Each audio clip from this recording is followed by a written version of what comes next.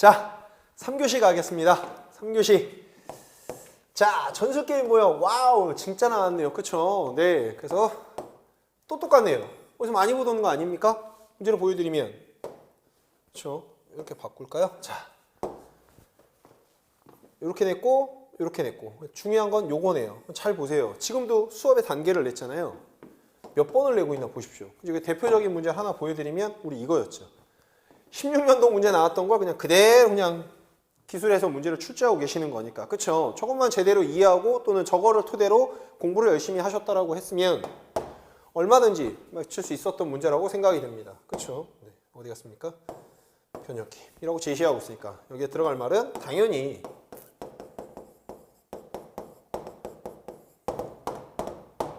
기출을 잘 보셨다라고 하면 충분히 얼마든지 쉽게 맞출 수 있었던 문제라고 생각이 듭니다. 자, 그 다음에요. 제시하는 것처럼, 그쵸? 1번, 2번 그냥 그대로 제시하고 있으니까. 자, 학습과제의 명칭을 쓰고요. 두 번째는 여기 또 등장했네요. 수업 흐름을 방해하는 교사의 행동. 그쵸? 이것도 흔히 말하는 그냥 엄마를 적어 놓은 거네요. 소제목을 그냥 적어 놓은 거네요. 그 중에 무엇을 썼는지 맞춰보십시오 라고 되어 있네요. 당연히 작성을 하라고 하는 건 명칭이긴 하지만 그 명칭을 작성하기 위해서는 여기에 제시되어 있는 니은을 좀 잘 읽어보십시오 라고 제시할 수밖에 없는 거네요. 됐습니까? Anyway, 그래서 학습활동 측면, 참여 측면, 흥미를 가지고 적극적으로 참여한다. 교사의 수업 지도 측면이라고 제시가 되어 있는 거니까. 읽으시면 내용을 압축해 설명하면서 집중하지 않는 학생들을 동시에 관리하는 모습을 돋보였습니다 라고 제시하는 거니까 말씀드린 것처럼 이건 뭐에 해당되는 거냐면 동시처리에 해당이 되죠. 그쵸? 그 다음에 그러나 게임 중에 교사가 학생들의 경기를 임의로 뭐 했대요? 중단하고요. 뭐 했답니까? 지도함에 따라 수업, 중요한 단어는 이 단어였네요. 수업의 흐름을 뭐 했다? 끊는 행동을 많이 했다 라고 되어 있네요. 그러면 학습활동에 침해 뭐 그렇게 여러분이 작성하시면 됐던 문제입니다. 자, 어디를 가시면 됩니까? 어디를 가시면 됩니까? 여기에 있네요. 그냥 수업의 흐름 관리. 요걸 작성하시면 됐던 문제네요. 그쵸? 네. 그래서 하나 더 보여드리면 학습활동을 침해했습니다. 학습활동을 방해했습니다. 여기에 있네요.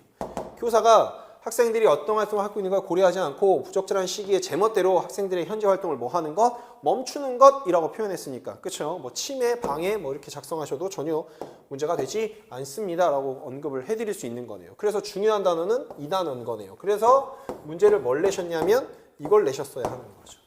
자, 그 다음에요. 이거는 드릴 말씀이 되게 많은 문제고요. 자, 일단 없어요. 그쵸? 그러니까 이 문제는 좀 죄송스럽습니다만은 일단은 저의 잘못이 가장 큽니다.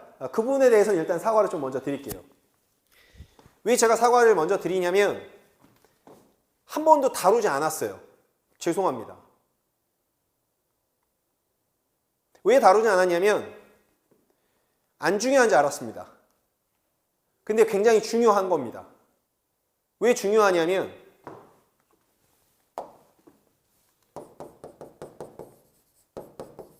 우리 역학을 할 때, 운동 역학을 할 때 가장 기본적인 게 F는 ma입니다 라고 제시해 놓았잖아요. 저게 기본이 아니라 알고 계시는 것처럼 이건 힘을 나타내는 거잖아요.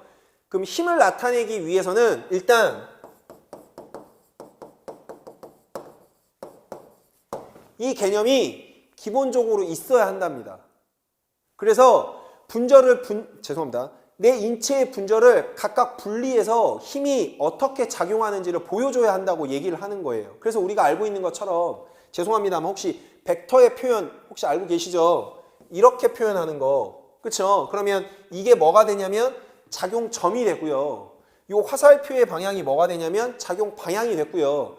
이 화살표의 길이가 뭐였냐면 크기였어요. 그래서 얘는 작용점, 방향, 크기 이걸 묻고 있는 겁니다. 그걸 인체의 분절로 제시하고 있는 걸 우리는 뭐라고 표현하냐면 자유물체도라고 표현하는 거예요. 그러니까 내 인체 분절에 알짜 힘이 작용하는데 그 작용하는 걸 전부 다 지금 표현으로 하고 있다는 뜻입니다. 이해되십니까? 무슨 말인지? Anyway, 그래서 제가 자료를 좀 만들어 가지고 왔는데 잠깐만 천천히 읽을게요. 네, 책에 작용하고 있는 모든 힘과 모멘트를 도식적으로 표현한 것을 의미하며 목적은 그 개 내에 각 부분에 작용하는 힘과 모멘트를 추정하는 것이며 분절에 작용하는 모든 힘들을 쉽게 이해할 수 있도록 명료하게 표시해 놓은 걸 의미한다. 그래서 보시면 지금 공격자와 방어자가 서로 힘을 주고받고 있는 상황을 이렇게 지금 제시해 놓았다는 거예요. 이해되십니까? 무슨 말인지? 근데 문제가 오류가 있어요. 자, 조금만 더 읽을게요. 각각의 분절을 분리하여 각 분절의 질량 중심의 위치, 모멘트, 수평, 수직, 반력 등의 방향을 표시하며, 그러니까 지금 여기에 제시된 것처럼 요 방향을 제시하며 실제로 계산하는 과정의 크기도 표현하는 것이 좋습니다 라고 제시가 되어 있고, 내력은 이런 겁니다, 외력은 이런 겁니다 라고 제시를 하고 있고요. 됐습니까? 그 다음에요, 연색의 모델이라고 되어 있는 건 이렇게 표현하고 있는 거고요. 그래서 이렇게 제시합니다.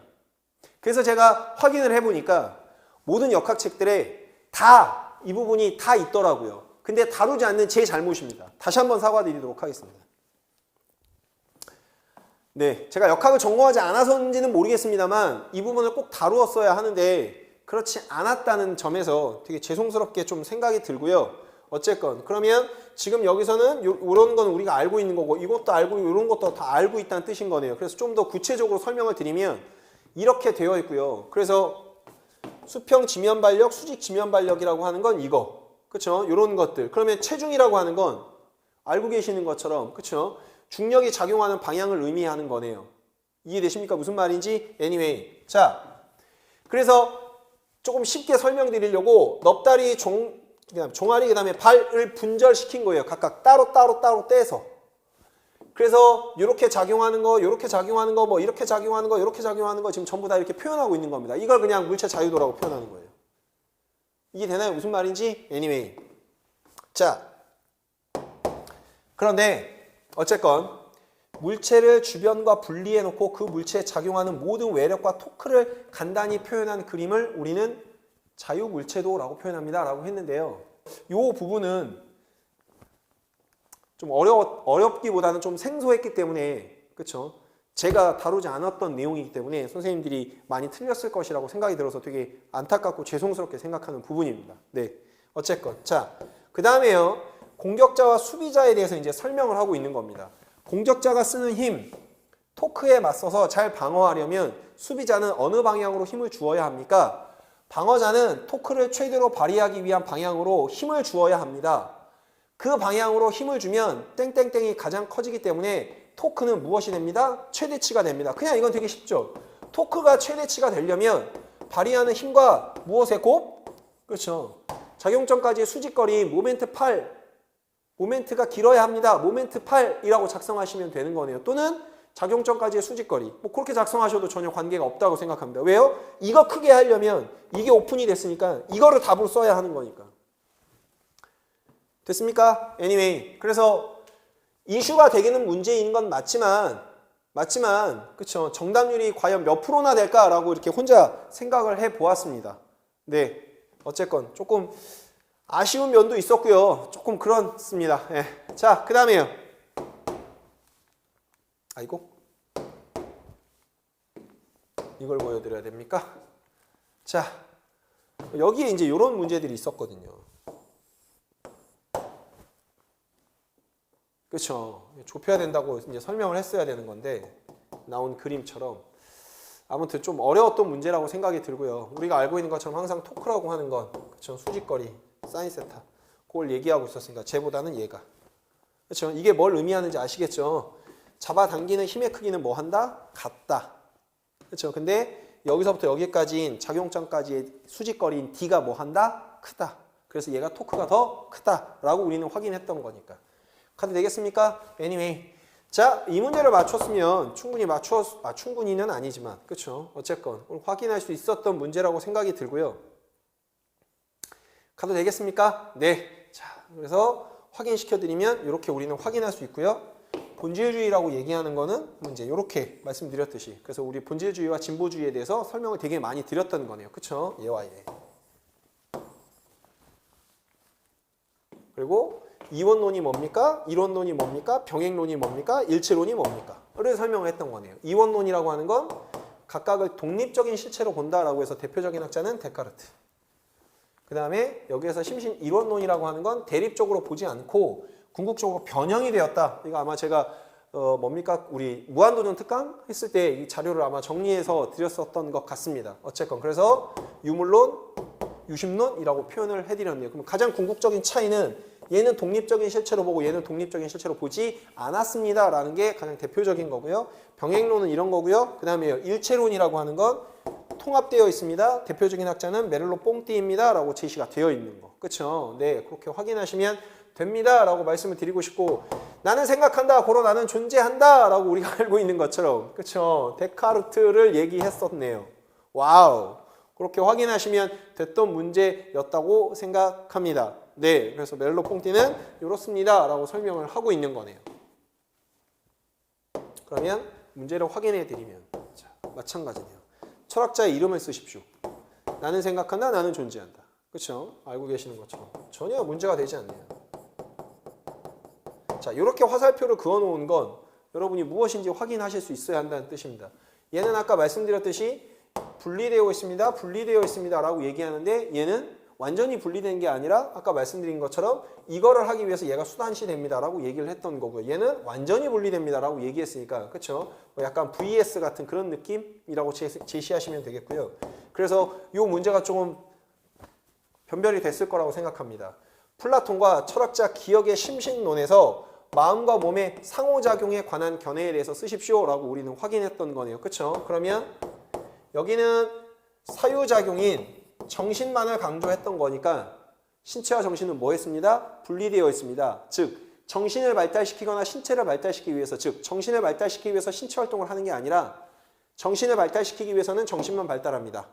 그래서 간단하게 답을 말씀드리면 신체와 정신은 뭐 하지 않는다? 상호작용하지 않습니다. 이쪽은 상호작용합니다. 즉 정신을 발달시키기 위해서는 신체를 순환시해야 됩니다. 발달시켜야 됩니다. 라고 말씀을 드리는 거고요. Anyway, 그 다음에 이쪽과 이쪽 설명하는데 이렇게 설명하고 있네요. 그럼 우리가 알고 있듯이 이렇게 보면 신체 차원에서만 생각하는 것은 치욕의 불행한 유산입니다. 라고 제시하고 있으니까 그쵸? 네. 뭐라고 작성해야 되는 거예요? 신체를 통한 교육 또는 신체육이라고 작성하시면 되는 거네요. 자, 그럼 이쪽은 본질주의를 얘기하는 거니까 신체의 교육을 의미하는 거네요. 그러면 여기에 제시되어 있는 것은 그렇죠? 이유는 잊혀진 목표가 되어버렸다라고 하는 거니까 제시하는 것처럼 무엇이 되는 거예요? 그렇죠. 신체는 또는 신체 발달은 이라고 제시가 되어 있는데 제 개인적인 생각은 신체라는 신체라는 말만 들어가면 어느 정도는 그렇죠. 좀 융통성 있게 채점이 되지 않을까라고 생각합니다. 반드시 꼭 그 단어로 써야 된다. 신체의 발달 또는 신체의 훈련을 의미하는 게 아니라 신체를 발달하는 무엇인가가 있어야 한다라는 얘기를 해야 되는 거니까 네, 그렇게 확인하면 되는 거네요. 그래서 제가 말씀드렸네요. 이렇게 내려올 때 얘는 철학에 있어서 되게 중세부터 내려왔던 거고 되게 뭐라고 해야 되죠? 한 획을 긋고 있는 거잖아요. 이거에 반감이 들어서 이게 등장을 한 거니까. 그렇죠? 네, 그래서 맥클로이라는 분은 이렇게 제시하시면 되는 거고. 그래서 이 안에 들어가야 될 답은 신체와 관련되어 있는 문장을 쓰셨으면 아마 융통성 있게 다 채점이 되지 않을까라고 생각이 들고요. 그 다음에요. 여기에 들어갈 말은 너무나 명확합니다. 주체로서의 신체라고 확인하시면 되겠고요. 네, 저건 뭐 제가 늘 강조했던 내용이라서 뭐 크게 설명할 필요는 없는 것 같습니다. 이 단어가 되게 중요했다는 거죠. 육화된 의식이라는 말. 그렇죠? 신체 지향적인 주체 뭐 그런 말이랑 같이 쓸 수 있었으니까 어쨌건 그렇게 확인하시면 됐던 거라고 생각합니다. 자, 그 다음 가도록 하겠습니다. 4번 문제. 4번 문제는 개인적으로 엄청나게 잘 내셨던 문제라고 생각이 듭니다. 네, 와 모형을 냈는데 이걸 이렇게 같이 냅니까? 라고 했을 때 되게 잘 내신 문제라고 판단이 들어요. 근데 아쉽게도 이게 또 나와서 그렇죠? 참여형 어디 갔습니까? 회피형 이렇게 나와 있어서 좀 그렇습니다. 그래서 얘는 협동이 당연히 되겠고요. 그렇죠? 회피. 그래서 제가 개별화를 써야 하는 거죠. 이것도 그냥 계속 기출이잖아요. 기출의 반복이잖아요. 작년에도 냈네요. 아 진짜 그쵸. 그래서 이거는 기본으로 다 맞추셨을 거라고 생각하고요. 제시한 것처럼. 그래서 제가 수업 시간에 이렇게 설명드렸던 것 같아요. 이렇게 하는 수업들은 학습자가 능동적으로 수업 시간에 수업 중에 뭔가를 해야 하는 것이고, 이렇게 하는 건 그렇죠. 장의존형과 비슷하게 교사가 이끌어주지 않으면 수업이 진행되지 않는다라고 표현을 해드렸던 것 같습니다. 그래서 대부분은 뭐 이렇게 이제 보는 거죠. 됐습니까? 그래서 친절하게 문제에서 뭐라고 제시하고 있었냐면 여기 있네요. 개인적, 사회적, 스포츠, 교육 모형은 뭐 할 것? 제외할 것. 그러니까 8개 모형 중에 그렇죠. 6개 중에 뭘 쓰십시오라고 했으니까. 그래서 협동이랑 그렇게 쓰시면 될 것 같고, 자 그러면 이제 여기서는 가가 끝났어요. 그러면 이제 수업 모형 문제는 끝났습니다. 자, 두 번째. 이제 이걸 확인해야 하는 거였죠. 회피가 효과가 많습니까? 참여가 효과가 많습니까?를 물어보고 있는 문제죠. 뭔가 전달하는 게 아니라, 그렇죠? 그러면 여기에서는 지금 어디 갔습니까? 이 그래프만 봐도 A 모형과 B 모형을 두 가지의 모형을 활용하고 있는데, A 모형은 그렇죠? 누가 더 높냐면 뭡니까? 참여형이 더 높네요. 참여입니까? 이게 동그라미 그러네요. 참여 유형이 더 높고요. 그 다음에 B 유형은 그렇게 좀 내려오긴 했습니다만은 어쨌든 간에 큰 차이가 없는데, 알고 계시는 것처럼 회피형은 A 모형보다는 B 모형에서 훨씬 더 뭐하다? 효과가 높다라고 우리는 확인하는 거죠. 이해되나요? 참여 유형은 A 모형과 B 모형이 그렇게 차이가 많이 나진 않지만 A 모형이 B 모형보다 크긴 하죠. 효과가. 됐습니까? 그런데 회피는 A 모형과 B 모형을 비교했을 때 B 모형이 A 모형보다 훨씬 더 효과가 크다라고 얘기를 하는 거라고요. 이해되나요? 무슨 말인지? Anyway. 자, 그러면 이제 확인할 수 있겠네요. 이거 되게 중요한 거였네요. 우리가 알고 있듯이. 그러면 이제 써낼 수 있겠네요. 학습 태도의 유형에 따라, 두 가지 유형에 따라 수업 모형을 작용한 다음에 학생들의 수업의 효과성의 차이가 있는지를 알아보았습니다. 그러면 이렇게 보는 거네요. 됐습니까? 됐어요? Anyway. 수고하셨습니다. 그래서 우리가 원래 알려면 이거는 독립변이고 이건 종속변이입니다. 우리는 확인했던 거네요. 분석 결과를 확인해 보니 학습 태도가 땡땡인 경우가 수업 모형에 따라 수업의 효과성에 통계적으로 유의미한 차이가 있어요 라고 했으니까 제시한 그래프를 그냥 뭐 하기만 하면 돼요? 확인하면 되는 거네요. 그러면 일단은 요걸 찾아야 되는 거네요. 그래프 상으로만 따지자면. 그런데 그렇게 따지는 게 아니죠. 무엇을 따져야 되는 거니까? 확률을 따져야 되는 거니까. 알고 계시는 것처럼. 그렇죠? 무엇을 따져야 되냐면 유의도 수준을 따져 물었어야 되는 거네요. 유의도 수준이 얼마였냐면 0.05였네요.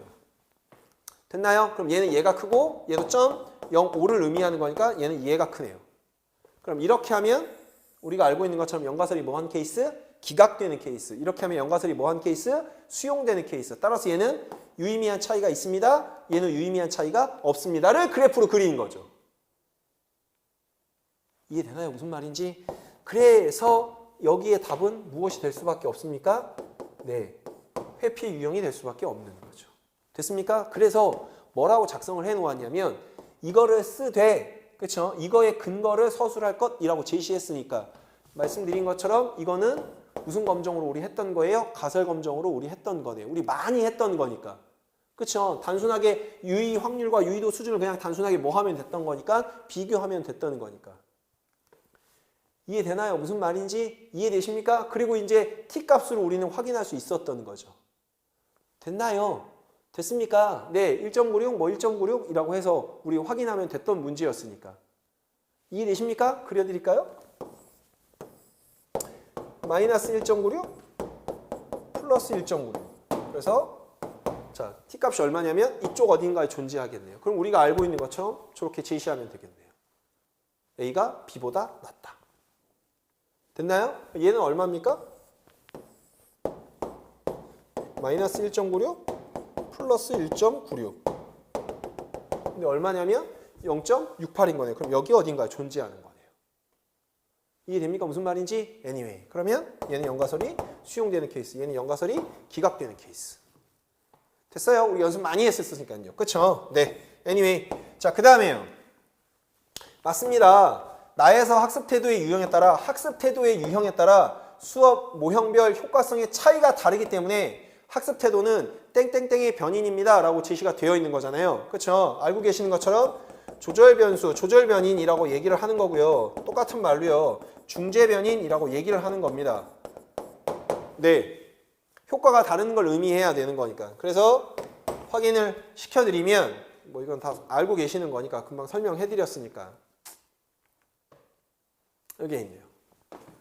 독립변수, 종속변수는 알고 가외 변수도 알고 계시는 거니까. 그쵸? 매개 변수라는 것과 조절 변수라고 하는 것, 조건 변수, 조절 조건, 뭐 중재 변수라고 표현하는 것들. 종속 변수와 독립 변수와 종속 변수 사이에 영향을 주고받는 변수. 그럼 우리 아까 했던 교수 사종 모델이 있었잖아요. 거기에서 학생의 학습 과정 모형이 학생의 학습 과정 변인이 중재 변인, 매개 변인인 거죠. 이렇게 말이 매개 변인인 거죠. 즉 매개 변인이라고 하는 건 아까 설명드렸듯이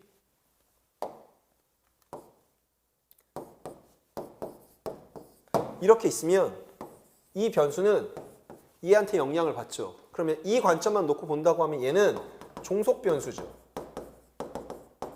됐습니까? 그러면 이제 이렇게 봐야 됩니다. 이렇게 영향을 주고 있죠. 그럼 얘는 무슨 변수가 되냐면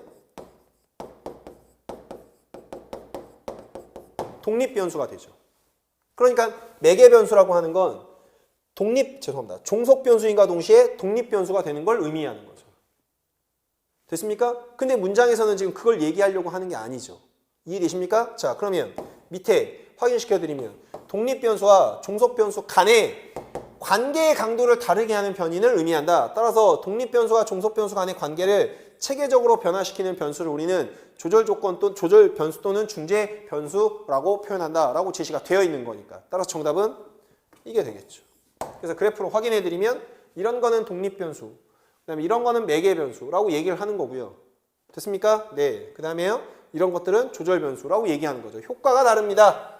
라고 얘기하고 있고 이쪽은 운동 강도로 얘기하고 있으니까 체력의 수준에 따라 그렇죠? 체력의 수준에 따라 운동의 효과가 달라집니다. 라고 얘기하는 거니까 예를 들어서 이렇게 하나 그어본다고 가정을 하면 그렇죠? 예, 다를 수 있겠네요.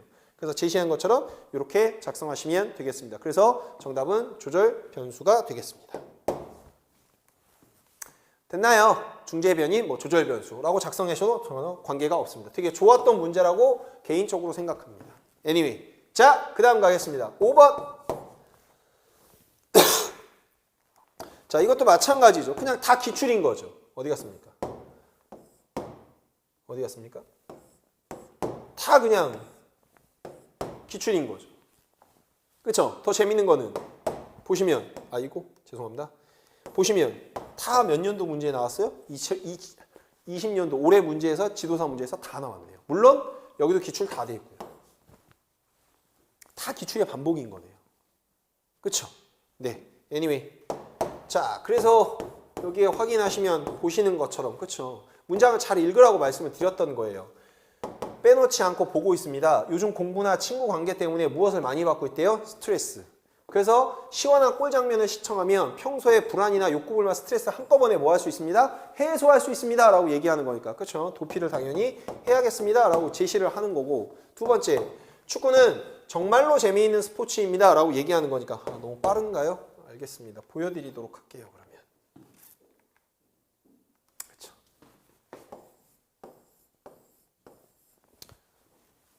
불안, 초조, 욕구불만, 좌절 등의 감정을 뭐 한다? 정화한다.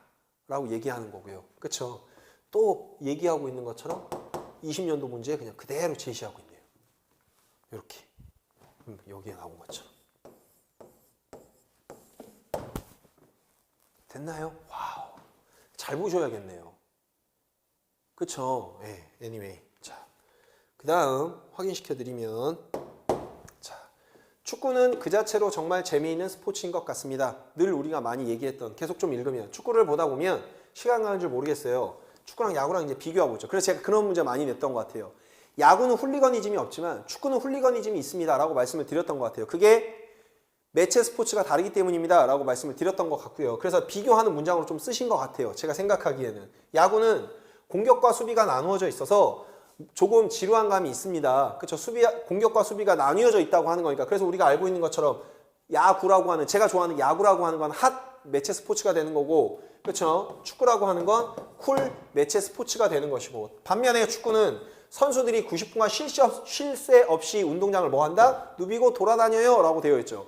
활동자의 행동 반경이 굉장히 뭐해요? 넓다. 요걸 얘기하고 있는 거네요. 그렇죠? 자, 근데 그걸 뭐라고 쓰라고 했냐면 미디어, 제시된 미디어 분류 기준 3가지를 포함해서 쓰세요 라고 되어 있습니다. 그렇죠? 그래서 여러분이 알고 계시는 것처럼 그냥 또는 뭐 이렇게 쓰시면 되는 거죠. 즉, 그 스포츠가 갖고 있는 정의성, 수용자의 감각 몰입성, 수용자의 감각 참여성이 어떠냐로 작성하시면 되겠죠. 그래서 쿨 매체 스포츠니까 정의성은 뭐 하고요? 굉장히 낮고요.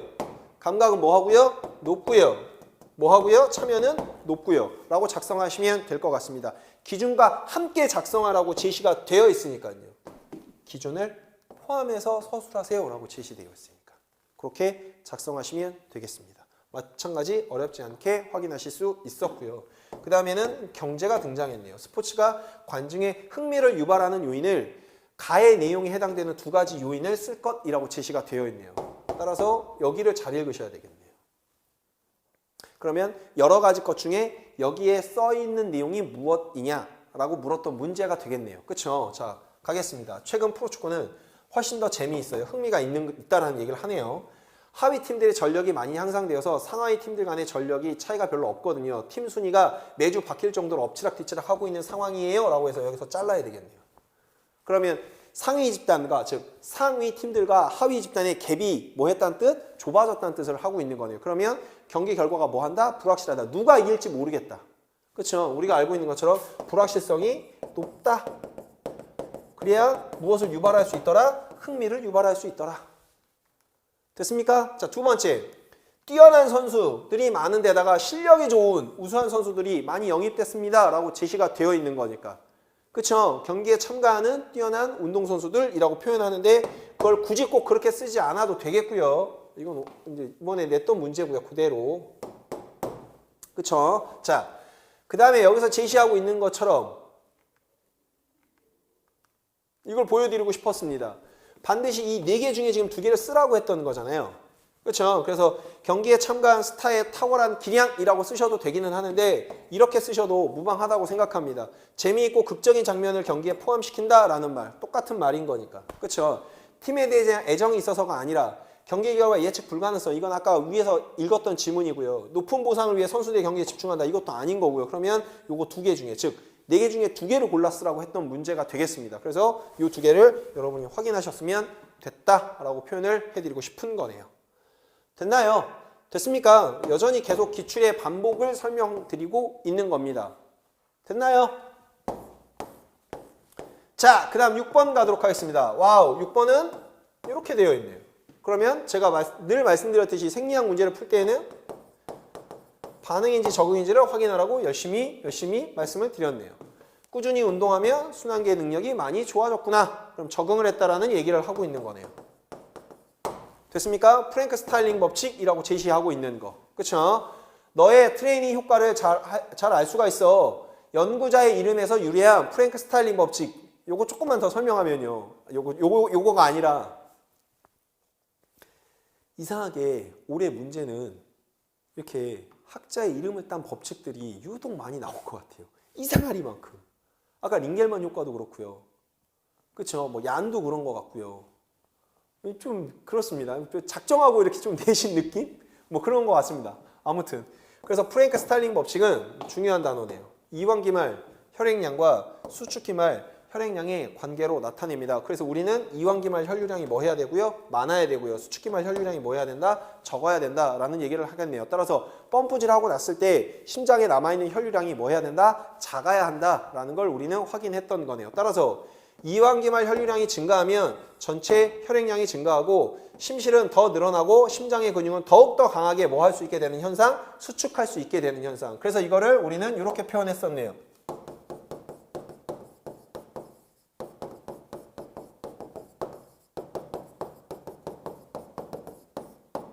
정맥혈 회기량과 똑같은 말인 거니까요.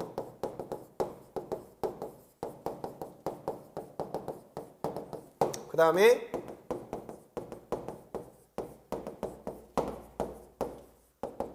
이 말을 했던 거니까. 그래서 우리는 이걸 뭐라고 했냐면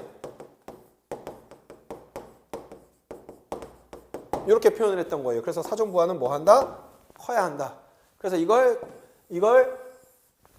주장하신 분이라고 말씀드려야 됩니까? 네, 프랭크와 스타일링이라는 분이라고 말씀드렸으니까 프랭크 스타일링 법칙입니다 라고 말씀을 드릴 수 있겠네요.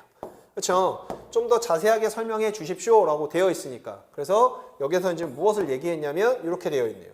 이완기말 용량이 증가하면 늘어나고 수축력이 커져서 땡땡땡이 증가할 거야 라고 되어 있으니까 여기 땡땡땡에 들어갈 말은 금방 말씀드린 것처럼 무슨 박출량? 1회 박출량. 그렇죠? 그렇게 설명하시면 될 것 같고요. 말씀드린 것처럼 박출계수 또한 박출계수와 총혈류량도 중요하단다 라고 되어 있잖아요. 그러면 말씀드린 것처럼 확인하면 되는 거네요. 박출량이라고 설명하고 있으니까. 그렇죠? 네. 아이고. 여기에 제시되고 있는 것처럼 박출률, 박출계수라고 하는 건 이완기말 용량에다가 그렇죠? 1회 박출량 값을 이완기말 용량으로 나눈 값입니다 라고 얘기를 하면 되는 거니까. 어려운 값이 아닌 거네요. 그렇죠? 이거 우리 되게 많이 했던 거니까. 됐습니까? 그래서 1회 박출량이란 값은 요 값에서 요 값을 뺀 값이었고 요거는 우리가 알고 있는 값인 거고. 그러면 보세요. 얘는 아까 뭐 해야 된다고 했냐면 높아야 한다고 했고요. 1회 박출량도 뭐 해야 했냐면 높아야 됐던 거예요. 이해됩니까? 그걸 우리는 이렇게 표현을 했다고요. 됐습니까? 됐어요. anyway. 자, 그렇게 확인하시면 되겠습니다. 그러면 그냥 요 값을 구하라고 했으니까 그냥 나누면 되는 거네요. 자, 몇 분의 95분의 얼마? 57 곱하기 얼마? 100을 하면 되겠네요. 그렇게 되면 얼마가 나올 거냐면 60%가 나올 겁니다. 그냥 1회 박출량을 구하라고 했으니까 그냥 제시한 것처럼 쓰시면 되겠네요. 어렵지 않게. 그쵸? 네. 자, 그 다음 가도록 할게요. 두 가지를 이제 얘기했으니까. 됐나요? 됐습니까? 자, 박출계수가 무엇인가요? 박출계수란 심장의 기능적인 효과를 알아보는 지표란다. 트레이닝 후에 박출계수는 60%로 트레이닝 전보다 심장의 효율성이 좋아진단다 라고 했으니까 박출계수의 의미는 아까 말씀드렸듯이 무엇분의 이완기말 혈류량분의 1회 박출량을 얘기하는 거니까 이 값이 뭐하면 뭐할수록 크면 클수록 심장의 효율성이라고 하는 건 그만큼 더 펌프질을 뭐한다? 잘 해낸다. 그래서 아까 말씀드린 것처럼 이렇게 봐야 됩니까? 얘와 얘는 무슨 관계? 비례 관계가 되겠네요. 그래서 얘가 커지면 얘도 당연히 커지겠네요. 얘가 커지면 당연히 얘가 커지겠네요. 됐습니까? 이걸 암기하라고 하는 게 아니라 무엇을 의미하는가를 설명해야 한다는 얘기입니다. 어쨌건 자, 그렇게 확인하시면 됐던 문제이고요. 자, 그 다음에 마지막으로 가시게 되면 여기에 이제 박출계수와 혈류량도 좋다라고 했으니까 다음서부터는 혈류량에 대해서 이제 설명을 할 거예요.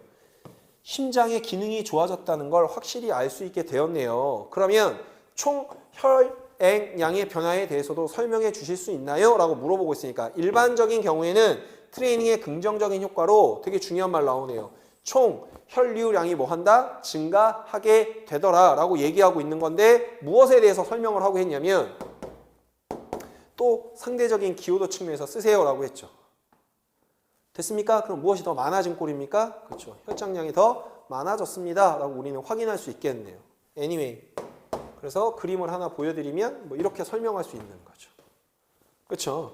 적혈구의 양 잘 안 보이시겠습니다만은 얘는 2.2고요. 얘는 2.4예요. 근데 얘는 2.8이고요. 얘는 얼마냐면 3.3입니다. 그러면 적혈구가 증가한 것보다 무엇이 훨씬 더 많이 증가했어요? 혈장량의 증가가 훨씬 더 크게 두드러지게 됩니다. 그래서 중요한 거는 무슨 양이 늘어났습니다? 총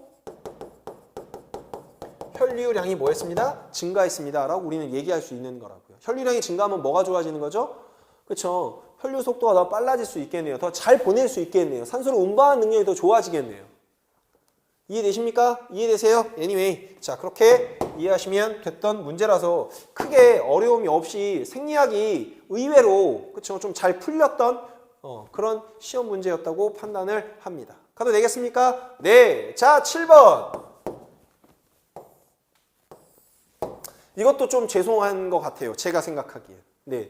이걸 그냥 우리는 맨날 되돌아오기라고 얘기만 해서 그렇죠. 기초라고 얘기를 해서 기초가 뭘까? 더군다나 준거라고 해서 그 준거가 뭘까? 라고 해서 선생님들이 좀 어려우셨을 것 같습니다. anyway. 자, 구성 요소를 쓰라고 했으니까 경기 수행 능력 문제가 어떻게 나왔는지 확인시켜 드려야 되는 거죠. 네. 계속 등장하고 있는 거. 타기출이죠. 타기출. 그쵸? anyway. 자, 그래서 여기에는 알고 계시는 것처럼 기술 수행이 되겠고, 이거는 되돌아오기 홈 포지션을 얘기하고 있는 거. 됐습니까?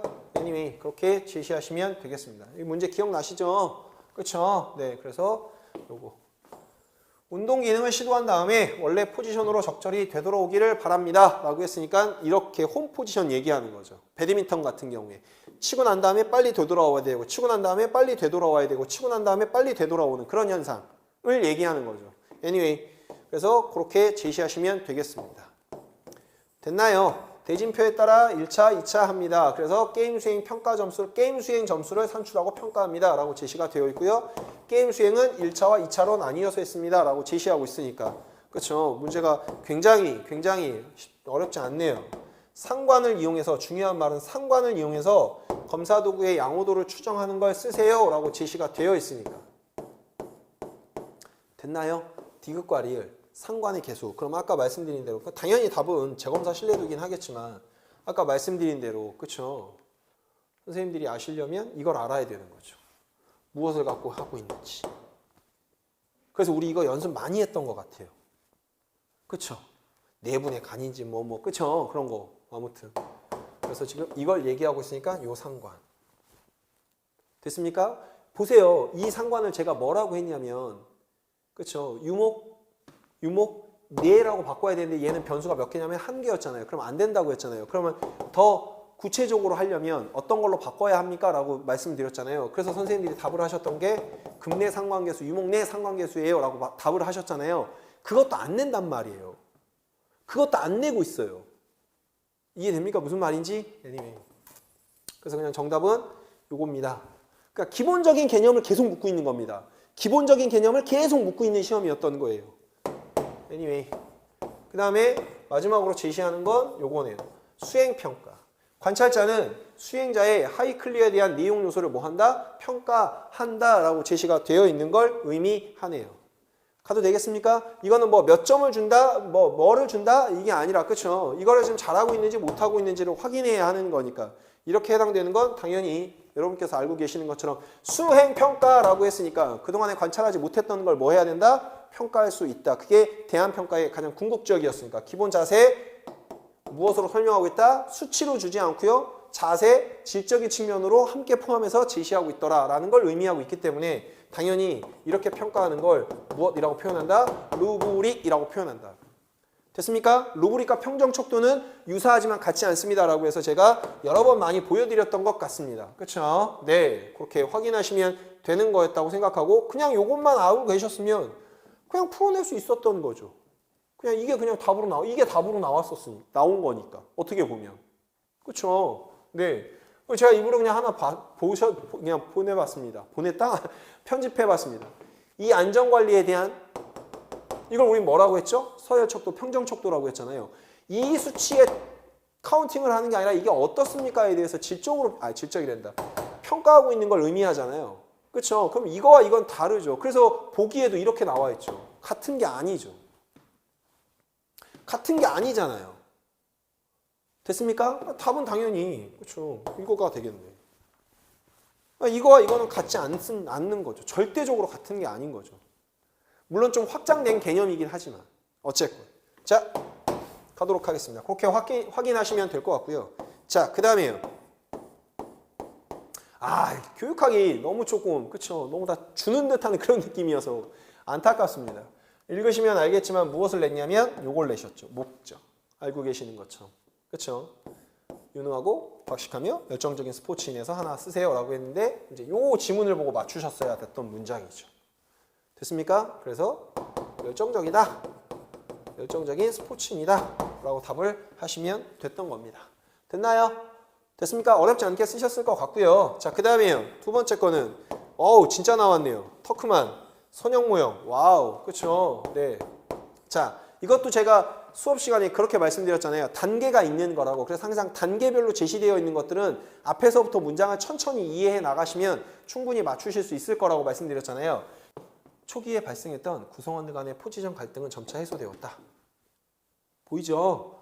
시간이 지나면서 팀원들은 실력에 맞는 포지션을 선택하기 시작했다.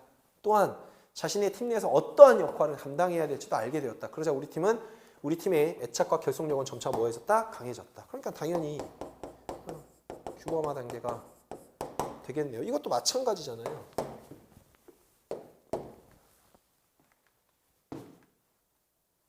이것도 마찬가지잖아요.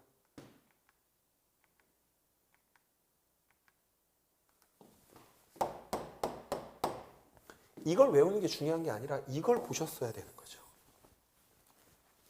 그래서 됐습니까? Anyway. 자, 그 다음 여기에 나와 있는 것처럼 등한시 했어요 라고 제시가 돼요. 그냥 명확한 거네요. 그쵸? 네, 그래서 1차적 일탈적 첨가를 작성하시면 됐던 문제네요. 중요한 거는 이거였네요. 제가. 그쵸? 잘 보세요. 죄송합니다만. 되게 살떨리는 것들이 되게 많습니다. 그냥 똑같죠, 문장이. 그쵸? 그 다음에 똑같죠.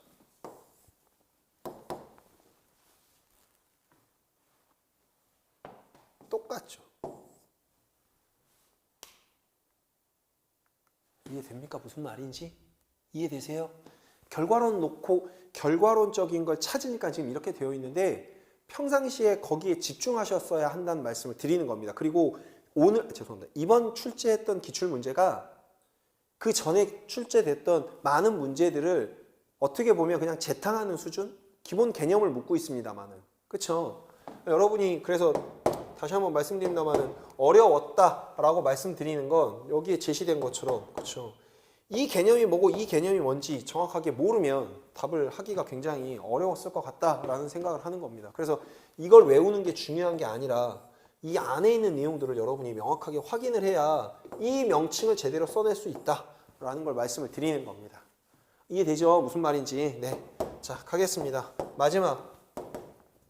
나에서 행동수정 전략의 명칭을 쓰세요 라고 제시가 되어 있으니까 이것도 그 게시판 이의신청란이구나. 그 평가원의 이의신청란에 가니까 되게 그쵸 뭐 이게 답입니까 뭐 이렇게 말씀을 많이 하시던데 이거는 제가 생각하기에는 100% 그쵸 토큰 수집이에요.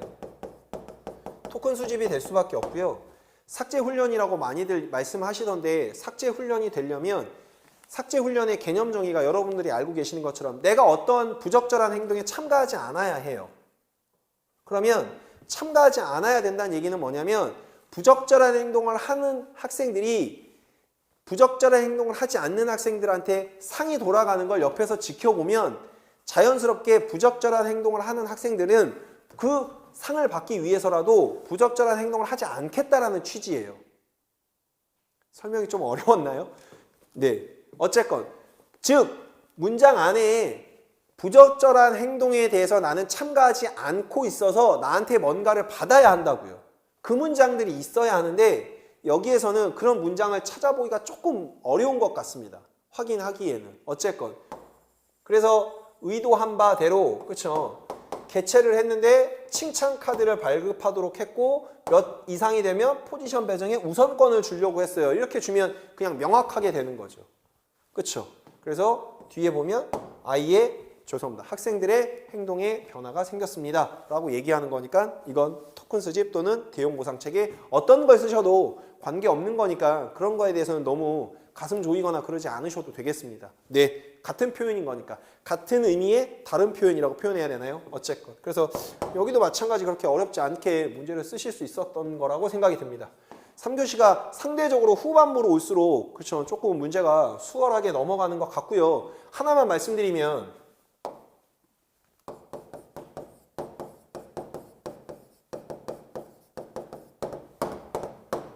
문항 배열을 선생님들을 좀 당황해 했을 거라고 생각해요. 원래 그 문항을 구성을 할 때 앞쪽에 있는 문제는 좀 쉽게 줘야 하거든요.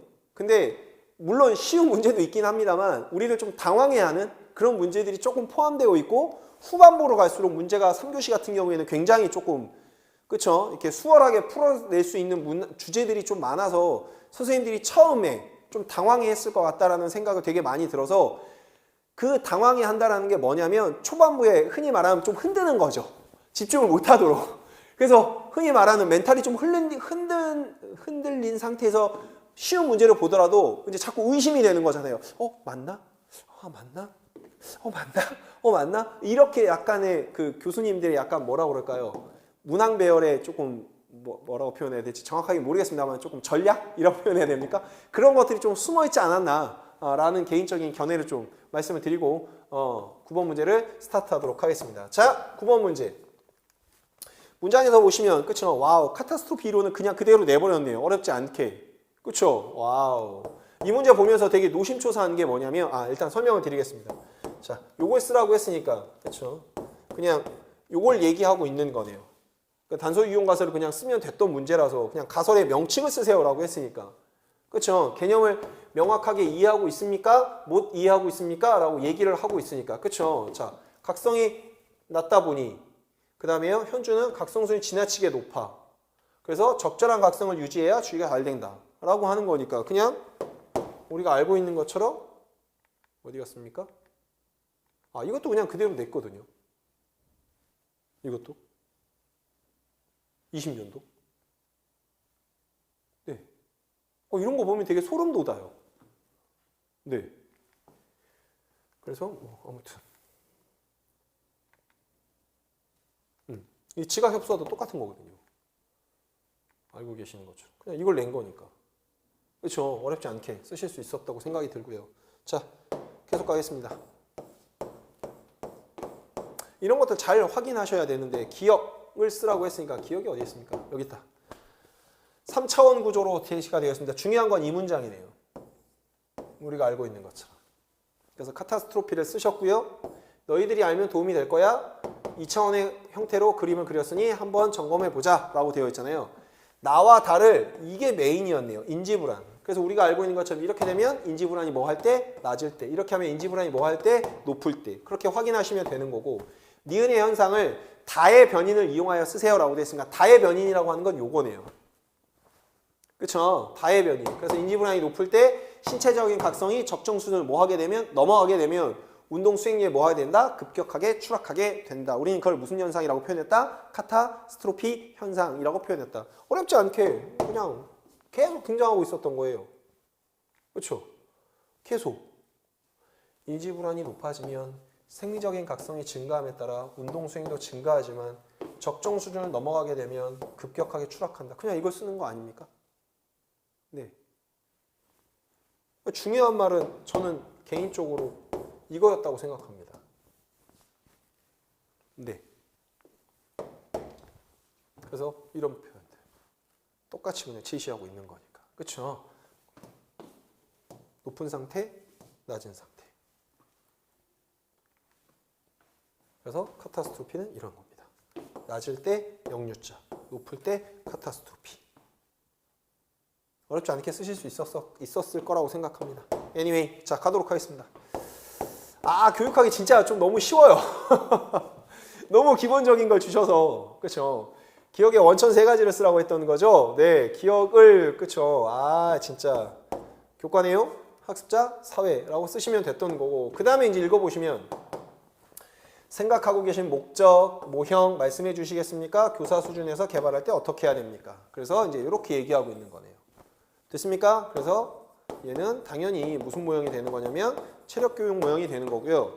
제시하는 것처럼 가에 해당되는 교육과정 모형에 즉 체력교육 모형에 근거하고 있는 가치정형의 명칭을 쓰라고 했으니까 알고 계시는 것처럼 무엇? 내용 숙달을 쓰시면 되고 그 내용 숙달에 해당되는 기억을 무엇을 제일 우선하는지 쓰세요 라고 했으니까 당연히 교과 내용이 되는 거죠. 그럼 결국엔 두 번째 지문은 무엇을 낸 거냐면 원천, 사조, 모형의 관계를 내고 있는 거죠. 즉 체력교육 모형이 나왔으니까 그거에 해당되는 가치정의양, 즉 사조를 쓴 거고 그 사조의 영향을 받고 있는 건 어떠한 사조가 영향을 받고 있는 원천은 뭐냐? 당연히 교과네요.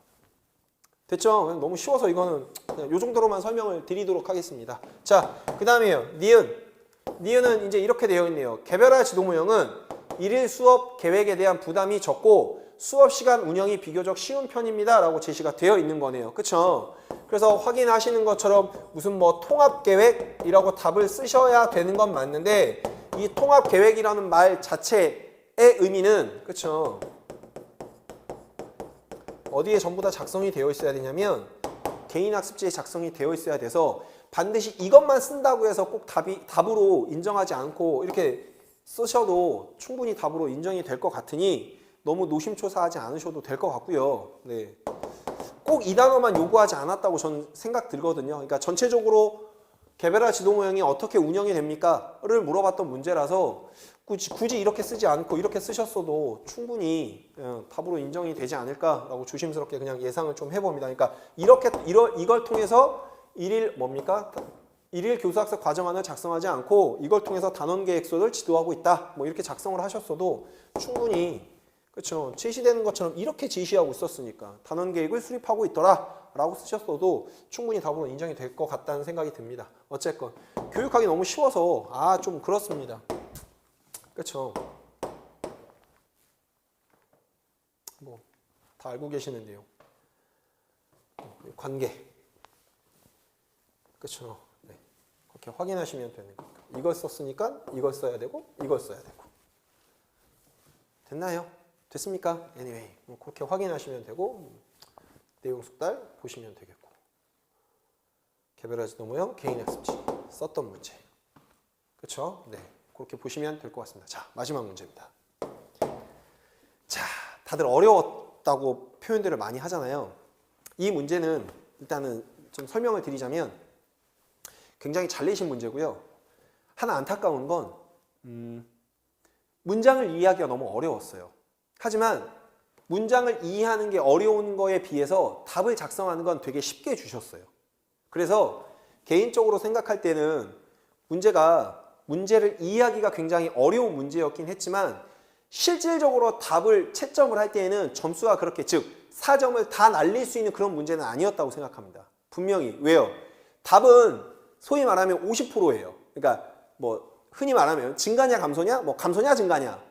그쵸? 그런 측면이어서 문제 상황은 어려웠지만 답을 쓰는 거는 그렇게 어렵지 않게 요구했기 때문에 문제가 굉장히 좋았던 문제고 두 가지 안타까운 건 아까 말씀드렸듯이 문제를 이해하기가 쉽지 않았다는 게 첫 번째 좀 아쉬운 점이고요. 두 번째 문제는 이렇게보다는 그냥 쉽게 우리가 늘 익숙한 그림으로 좀 주셨다고 하면 조금 더 쉽게 맞추실 수 있었다라고 생각이 들어요.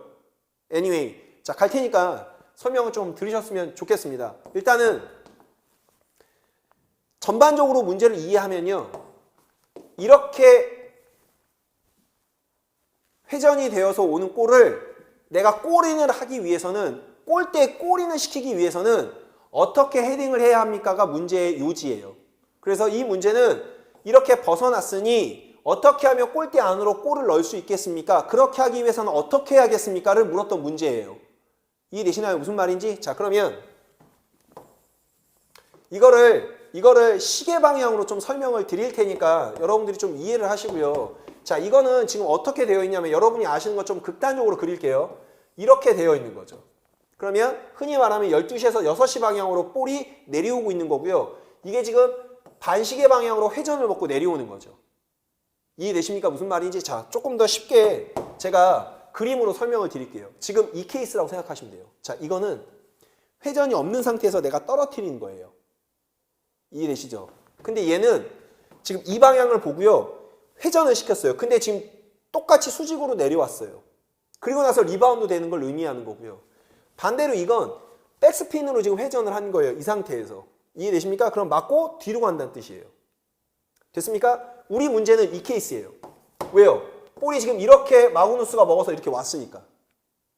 이해되십니까? 그러면 12시에서 6시 방향으로 공이 내려오는데 그게 반시계 방향으로 회전을 먹어서 지금 내려오고 있는 중이에요. 이해되십니까? 무슨 말인지 이해되세요? 자, 그러면 여기에 보여드린 바대로 회전이 없는 상태에서 그냥 선운동 상태에서 두 개의 물체가 충돌을 하게 되면 얘는 이쪽이나 이쪽으로 작용하는 힘이 없죠. 왜요? 회전이 없으니까. 그래서 얘는 어디로 리바운드 되냐면 그냥 12시 방향으로 리바운드 돼요.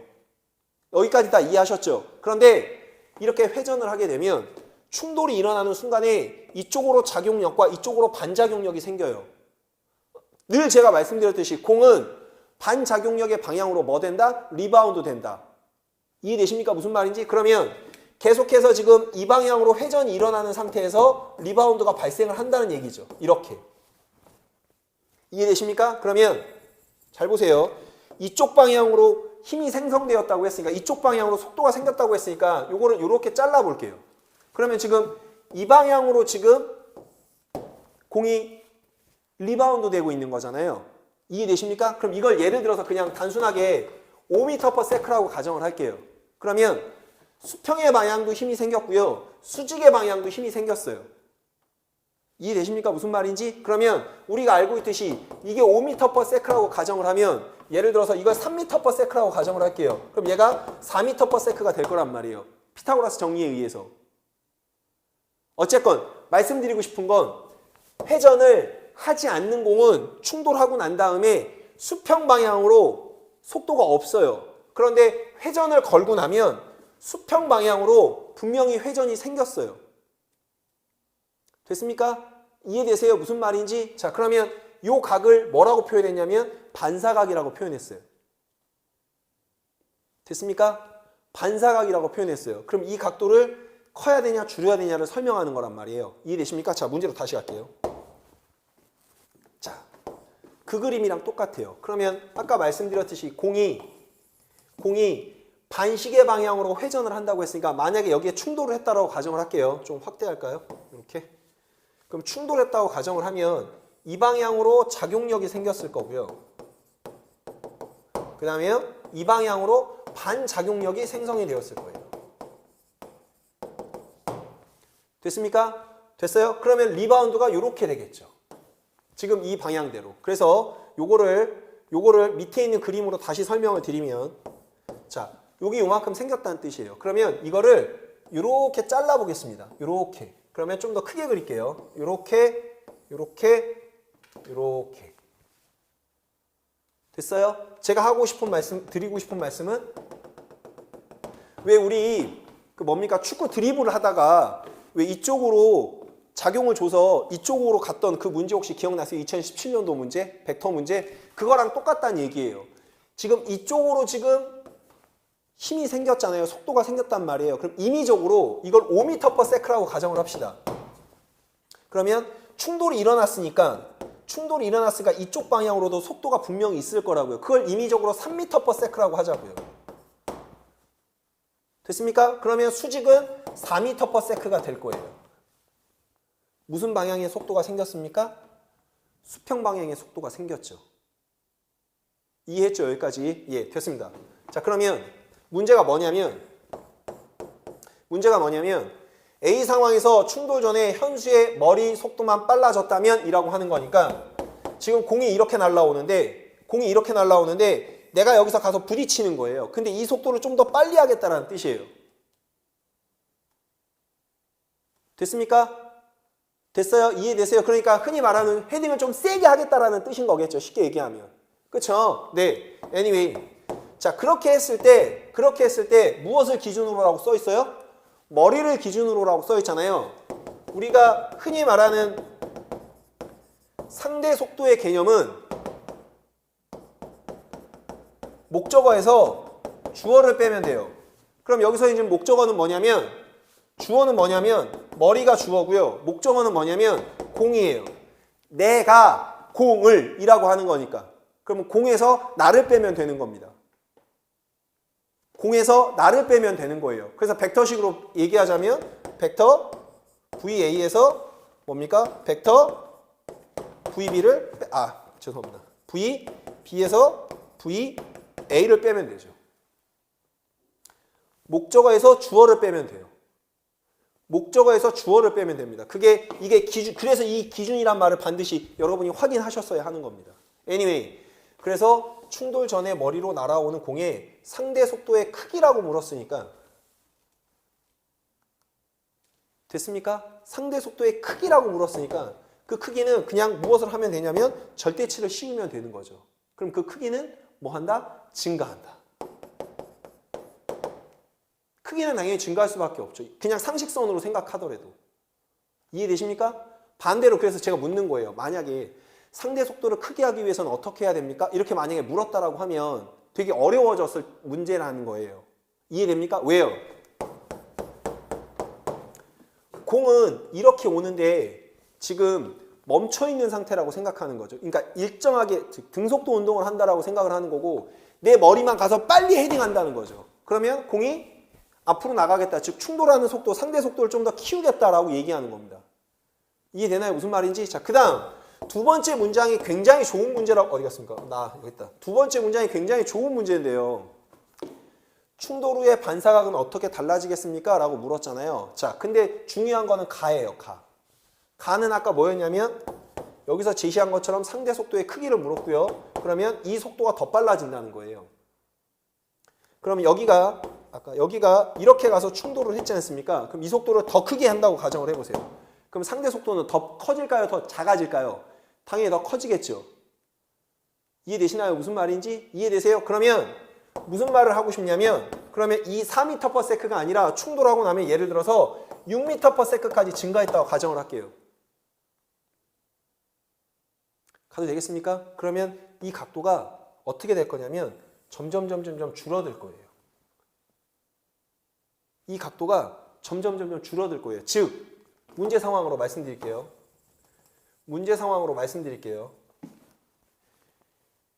공이 이렇게 회전을 먹어서 나한테 오고 있는데 내가 그냥 가만히 서 있는 상태에서 헤딩을 했더니 공이 노골이 됐어요. 그럼 공을 꼬리는 시키고 싶어요. 즉 원래대로 하자면 이만큼 벗어나야 하는 이 각도가 생긴 거예요.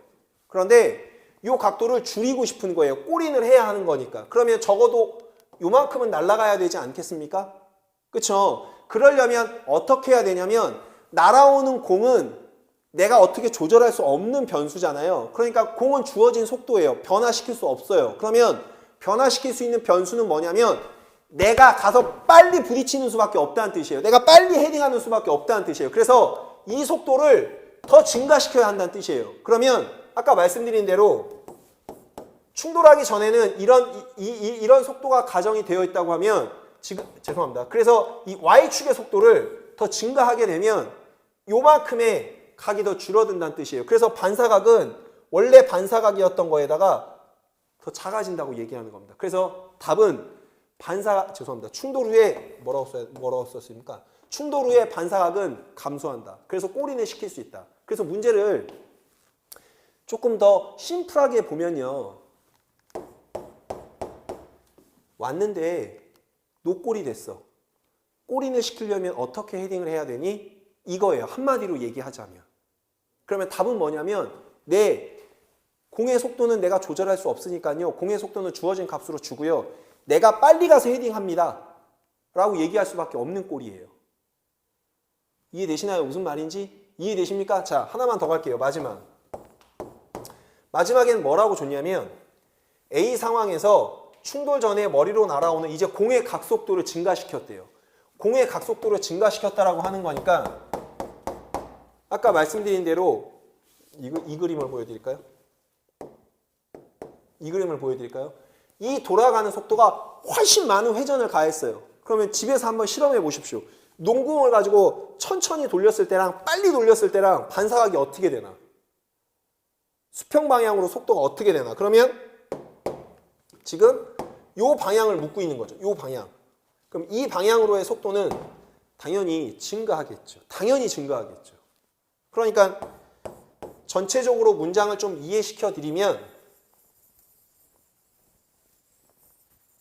1번과 2번은 꼬린을 하기 위함이에요. 그런데 공의 속도는 정해져 있다는 거고 그래서 내가 가서 세게 부딪혀야 된다. 내가 더 빠른 속도로 가서 부딪혀야 된다라는 걸 시사하는 거고요. 마지막 3번은 나는 가만히 있는 거예요. 아까 말씀드린 것처럼 농구공 이렇게 떨어뜨리는 것처럼 나는 가만히 있는데 더 많은 회전을 가했어. 그러면 수평 속도가 여기서 말하는 공의 수평 속도라고 하는 건 이걸 얘기하는 거니까. 그러면 이 속도가 아까 말씀드린 대로 이렇게 갈 거 아닙니까? 더 커질 거 아니에요. 그렇죠? 그러니까 이 속도가 훨씬 더 빨라진다는 뜻입니다. 이해되나요? 무슨 말인지? 그래서 제일 마지막에 있는 정답은 어디 갔습니까? 얘는 증가예요. 됐나요? 그래서 첫 번째 상대 속도를 벡터식으로 나타내라고 했으니까 아까 말씀드렸던 목적어에서 주어를 빼면 돼요. 그래서 벡터 B에서 벡터 A를 빼면 되고요. VA. 그 다음에요.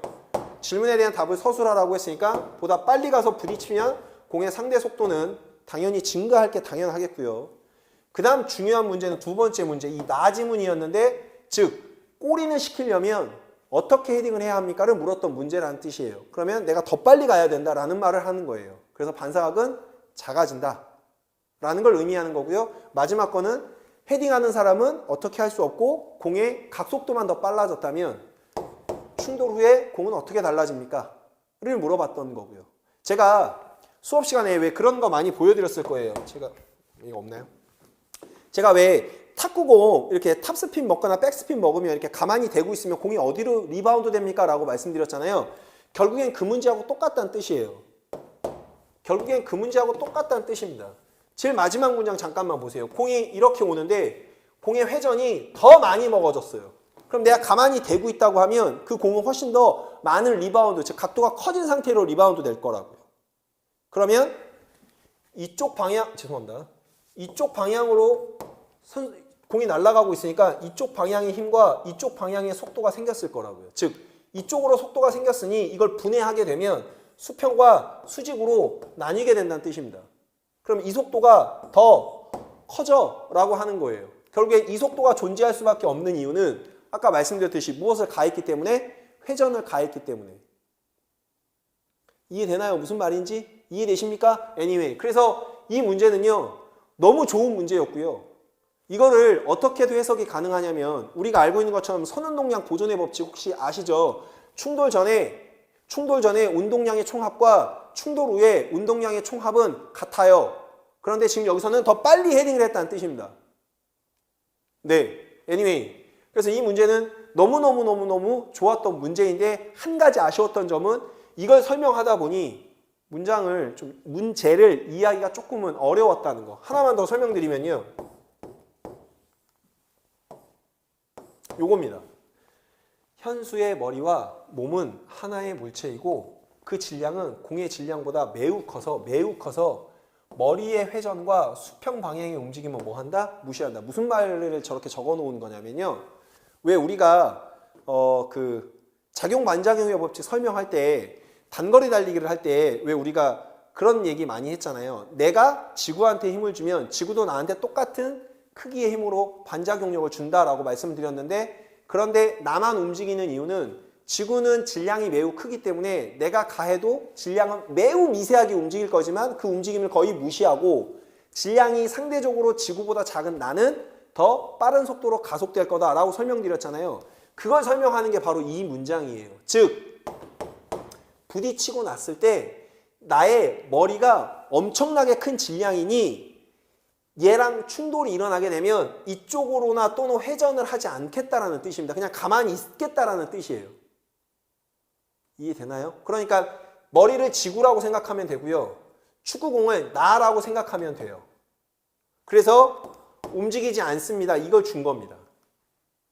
네, 이 문제는 너무 좋았던 문제라고 생각이 드는데 상대적으로 답을 쓰는 게 그렇게 어렵지 않았기 때문에 다시 한번 말씀드립니다만 문제가 어려웠다고 손 치더라도 4점을 다 날리거나 그러지 않을 확률이 되게 많았던 문제라고 생각이 들고 결국엔 내가 꼬리를 넣으려면 어떻게 헤딩해야 됩니까를 물었던 문제라고 판단이 되기 때문에 이 문제는 엄청나게 좋은 문제라고 생각이 들고 여기에서 유추하자면 볼링핀과 볼링공이 충돌했을 때 우리가 구했던 선운동량 보존의 법칙을 앞으로는 출제할 가능성이 좀 있지 않나? 그거에 대한 문을 열어줬다라는 문제라고 생각이 듭니다.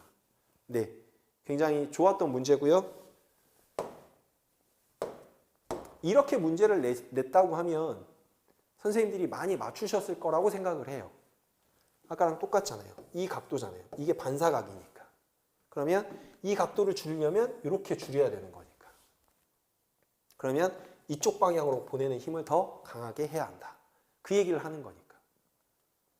네. Anyway, 자, 이렇게 하면 문항에 대한 설명이 다 끝난 것 같습니다. 너무 좋은 문제였다고 생각을 합니다. 개인적으로. 네. 자, 고생들 많이 하셨고요. 다시 말씀드리지만 이 강의를 통해서 선생님들이 2차 준비를 한다, 하지 않는다를 결정하는 그런 강의가 되지 않았으면 하고요. 이 강의에 관계없이 선생님들은 무조건 매진하셔야 합니다. 제가 이렇게 오늘 보여드린 이유는 그동안에 얼마나 우리가 기출을 잘 분석했고 그게 얼마나 문제로 많이 적용이 됐는지, 그래서 우리가 기출을 잘 보았으면 좋은 시험, 즉 성적이 좋았을 것 같고요. 그렇지 않았다라고 하면 약간 조금 어려운 시험이었다고 판단이 들고, 또 하나 아까 말씀드렸듯이 단순 암기를 해서, 암기를 하는 것도 명칭을 암기하는 게 아니라 그 명칭과 관련되어 있는 개념을 여러분이 공부하셔야 되는 거지, 명칭만 외웠다가는 그렇죠, 답을 쉽게 작성할 수 없는 문제였다고 생각이 듭니다. 그래서 전반적으로 아까 총평을 해드리긴 했지만 선생님들의 전체적인 전반적인 사항을 말씀을 드리면 어려웠던 시험인 건 같습니다. 네, 그래서 한 가지 아쉬웠던 점은 오히려 작년에 시험이 쉬웠기 때문에 올해 더 이렇게 느끼시는 것 같다라는 생각을 너무 많이 했고요. 차라리 그러면 바꾸어서 봤으면 어땠을까? 물론 뭐 말도 안 되는 상황입니다만은 바꾸어서 풀었으면, 즉 올해 문제를 작년에 풀고 작년 문제를 올해 풀었다라고 하면 이렇게까지는 어렵게 느끼지 않으셨을 것 같다라는 생각이 좀 많이 들어서, 네, 한편으로는 조금 아쉽다라는 그런 느낌을 좀 받는 한 해였고요. 무엇보다도 아무튼 여러 사건들이 이렇게 있어서 선생님들이 아무쪼록 별탈 없이 시험을 잘 마무리하셨으면 하는 게 가장 큰 바람이고요. 꼭 건강에 유념하셔서 네, 시험을 잘 마무리하시고 내년에 학교 현장에 가셔서 아이들한테 그쵸, 좋은 교사가 되셨으면 하는 바람입니다. 아무쪼록 뭐 몇 시간입니까? 좀 장시간 했는데 너무 고생 많으셨고요. 2차 준비 잘 하셨으면 좋겠습니다. 감사합니다. 고생하셨습니다.